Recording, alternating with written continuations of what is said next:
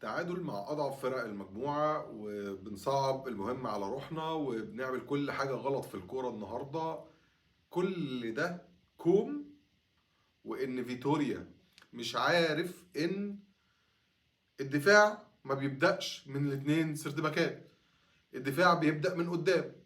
حضرتك إزاي مش مأمن دفاعك بمحاور ارتكاز عندها قدرات دفاعية؟ القدرات الدفاعية اللي عند مروان مش موجودة عند حمدي، ومش موجودة عند النني، ومش موجودة عند زيزو. هل فيتوريا ظلم منتخب مصر؟ أم ظلم مروان عطية؟ أم ظلم زيزو؟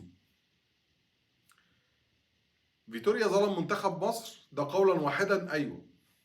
فيتوريا ظلم زيزو، أيوه ظلم زيزو. ظلم زيزو إزاي؟ ظلم زيزو بإنه لعبه في مركز بيقلل من إنتاجيته. زيزو افضل لاعب في الدوري المصري في الانتاجيه ومن على الخط، ماشي.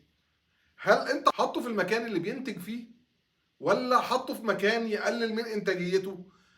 هل انت خدت بالك من ان الراجل ما بيعملش اي ادوار دفاعيه اعتمادا على محمد هاني؟ طب يا سيدي اعتمد على محمد هاني اللي انت حاطه ورا اتنين ما حدش فيهم بيدافع صح، لا صلاح ولا زيزو، تمام. هل انت بتغفل ان الراجل ده في ادوار المفروض يقابل فيها ويعمل تغطيات على نص ملعبه علشان الكوره ما تروحش بالشكل اللي راحت علينا فيه في الهدف الثاني؟ هل زيزو بيعمل الاداء ده في الزمالك فهو النهارده كان متخاذل؟ لا، ما بيعملش. انت ظلمت زيزو بانك حطيته في مكان مش مكانه. انت بتعمل كده لصالح مين؟ انا مش فاهم. الراجل اتأذى، المنتخب اتأذى، انت شخصيا اتأذيت بنتيجة ما تنفعش تحصل. لما بنعمل كده مع موزمبيق، امال هنعمل ايه مع غانا؟ هنعمل ايه مع كاب فيردي؟ لو ربنا كرمنا وصعدنا هنعمل ايه مع عتاولة القارة؟ الكلام ده ما ينفعش، والمجاملات ما تنفعش، ومحاولات الفتي ما تنفعش.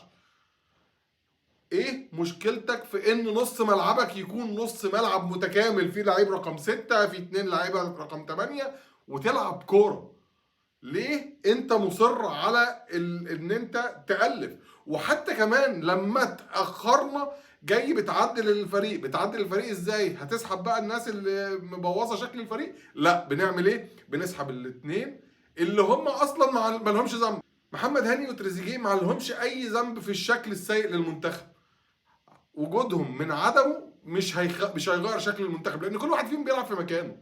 سعادتك غيرت الناس اللي بتلعب في اماكنها وسبت الناس اللي ما بتلعبش في اماكنها واللي انتاجيتها بقت صفر.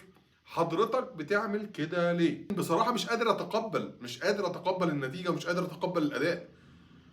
انت وانت قاعد بره مش شايف ان الاستحواذ بتاعك بعد اول ربع ساعه كان 73%، وفي اخر الشوط الاولاني بقى 56%؟